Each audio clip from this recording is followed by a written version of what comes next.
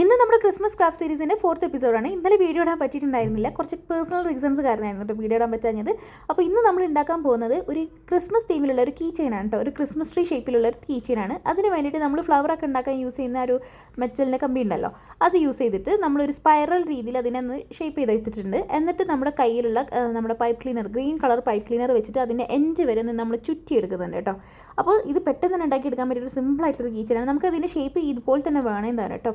ആ ഷേപ്പ് ഇട്ട് ആവാണ്ട് നിങ്ങൾ ശ്രദ്ധിക്കണം. അതിൻ്റെ എഡ്ജിൽ ഞാനൊരു കീ ചെയിൻ്റെ ഹുക്കും കൂടെ ഫിറ്റ് ചെയ്ത് കൊടുത്തിട്ടുണ്ട്. പിന്നെ ഞാൻ ചെയ്യുന്നത് ഒരു ടോപ്പർ സ്റ്റാർ ഉണ്ടാക്കാൻ വേണ്ടിയിട്ട് യെല്ലോ കളർ പൈപ്പ് ക്ലീനർ എടുത്തിട്ട് ഒരു പെന്നിൻ്റെ മുകളിലേക്ക് ഇതുപോലെ ഒന്ന് ചുറ്റി എടുത്തിട്ട് ഞാൻ അതിനൊരു സ്റ്റാറിൻ്റെ ഷേപ്പിലേക്ക് ആക്കിയിട്ട് വെക്കാണ് കേട്ടോ. സിമ്പിളായിട്ട് തന്നെ ഉണ്ടാക്കിയെടുക്കാൻ പറ്റും. ആൻഡ് അതിനെ നമ്മൾ ടോപ്പർ സ്റ്റാർ ആയിട്ട് വെക്കുന്നുണ്ട്. അപ്പോൾ ഇതാണ് നമ്മൾ ടോപ്പർ സ്റ്റാർ ആയിട്ട് ഇത് വെച്ച് കൊടുത്തതിന് ശേഷം ഞാനിതൊക്കെ സ്റ്റിക്ക് ചെയ്യാൻ വേണ്ടിയിട്ട് യൂസ് ചെയ്യുന്നത് നമ്മുടെ ഫെവി ബോണ്ടിൻ്റെ ഗ്ലൂ ആണ് കേട്ടോ. പിന്നെ ബീഡ്സ് ഞാൻ കുറച്ച് വെച്ച് കൊടുക്കുന്നുണ്ട്. പിന്നെ ഇത് നമ്മുടെ പൈപ്പ് ക്ലീനർ ഉരുക്കിങ്ങായിട്ട് ഞാൻ ഉണ്ടാക്കിയിട്ടുള്ള ഒരു ബോയാണ് കേട്ടോ. ചെറുങ്ങനെ ഒന്ന് ഉരുക്കി കഴിഞ്ഞിട്ടുണ്ടെങ്കിൽ ഇതുപോലെ ഒരു ബോയ് നമുക്ക് പൈപ്പ് ക്ലീനർ നമുക്ക് ചെറുതാക്കാൻ പറ്റും. ആൻഡ് കരിഞ്ഞു പോകരുത് കേട്ടോ.